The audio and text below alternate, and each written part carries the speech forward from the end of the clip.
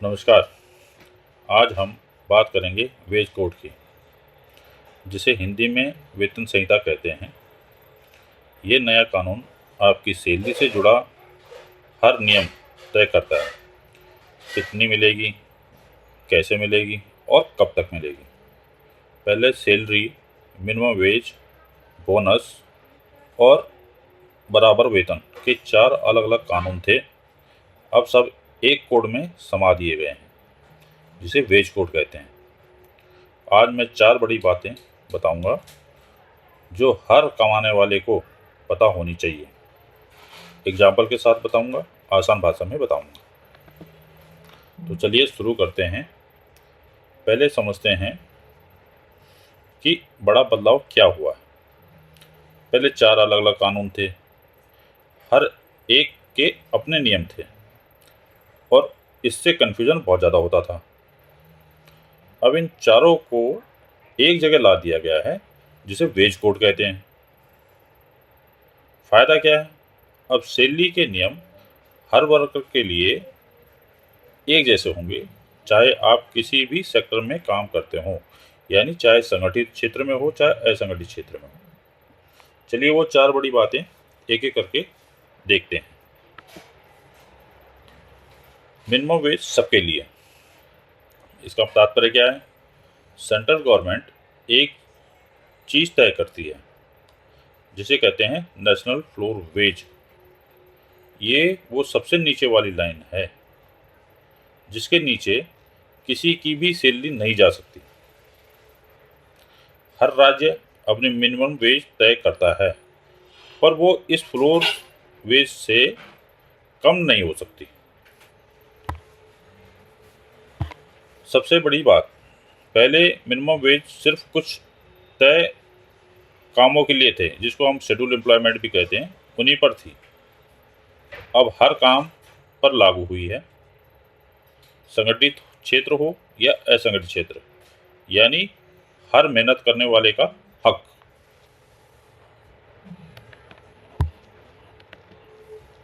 अगली स्लाइड पे सैलरी की नई डेफिनेशन क्या है, जिसे 50% रूल भी बोल रहे हैं, वो क्या है वो समझते हैं।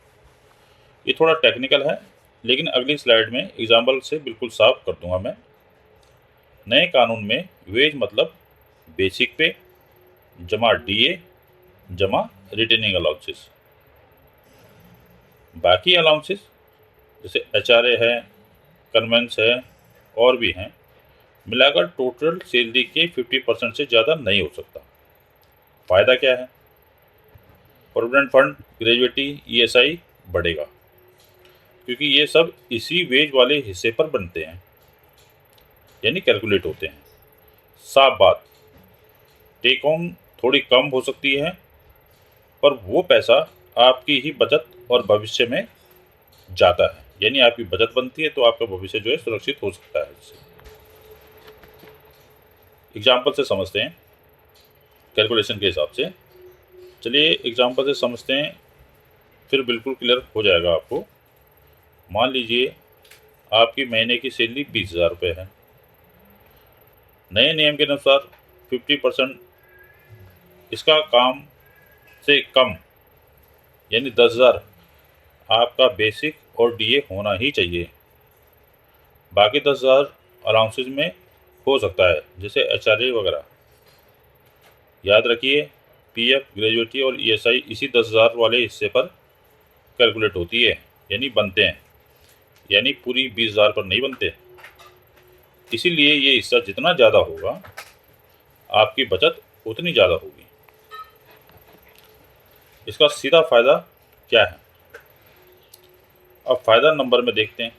मान लो पहले बेसिक कम था और पीएफ कट रहा था करीब 720 रुपये हर महीने। नए नियम में बेसिक 10,000 हुआ तो अब पीएफ कटेगा 1,200 रुपये, यानी करीब 480 रुपये ज़्यादा।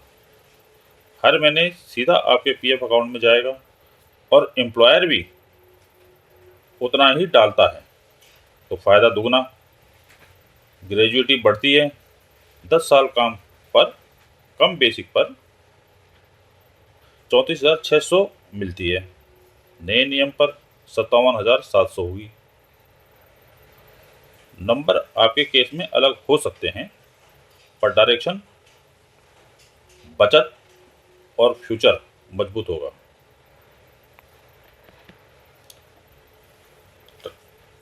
अब अगली स्लाइड में देख रहे हैं आप कि पहली बात, सैलरी आपको तय समय पर मिलनी चाहिए, डेली, वीकली या मंथली, जैसा भी आपका रोस्टर कहता है उस हिसाब से।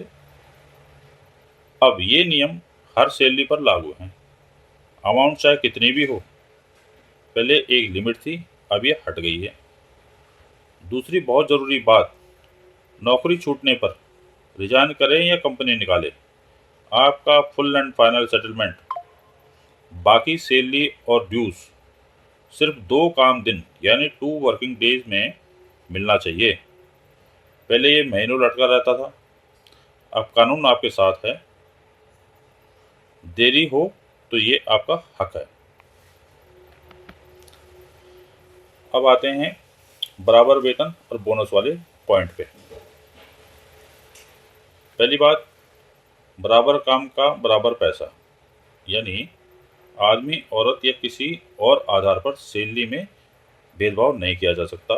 दूसरी बात, 1 साल में कम से कम 30 दिन काम किया हो आपने तो आप बोनस के हकदार होंगे। तीसरी बात और जरूरी बात, कंपनी मनमानी कटौती नहीं कर सकती। टोटल डिडक्शन सैलरी के आधी से ज़्यादा नहीं हो सकता, यानी आपके हाथ में कम से कम आधी सैलरी तो आनी ही चाहिए। अगले उसमें देखते हैं, आप थोड़ा सा इसको प्रैक्टिकल देखिएगा। पहला काम आप क्या कर सकते हैं, अपने सैलरी स्लिप निकालिए, basic plus DA total salary का लगभग आधा है या नहीं। अगर नहीं है तो ये क्वेश्चन मार्क है, अगर बहुत कम है तो कंपनी को नए नियम के हिसाब से ठीक करना होगा। दूसरा, मिनिमम वेज से कम मिले तो आप उसका क्लेम कर सकते हैं। अच्छी बात क्या है, क्लेम करने के लिए अब 3 साल तक का टाइम मिलता है आपको। तीसरा, शिकायत कहाँ करना है, इंस्पेक्टर कम फैसिलिटेटर या अपने इलाके के लेबर ऑफिस में। तो दोस्तों, अपनी सैलरी के हक जानना ही आपकी सबसे बड़ी ताकत है। ज़रूरी ये जनरल जानकारी है और कई राज्य के रूल्स अभी बन रहे हैं। आप अपने केस में किसी लेबर ऑफिस या किसी एक्सपर्ट से ज़रूर मिले। वीडियो से मदद मिली तो अपनी समस्या कमेंट में लिखिए, अगली वीडियो उसी पर बन जाएगी। मजदूर एम्प्लॉय के हक की सीधी जानकारी के लिए और सही जानकारी के लिए मजदूर हक सब्सक्राइब कीजिए। मिलते हैं अगली वीडियो में। धन्यवाद।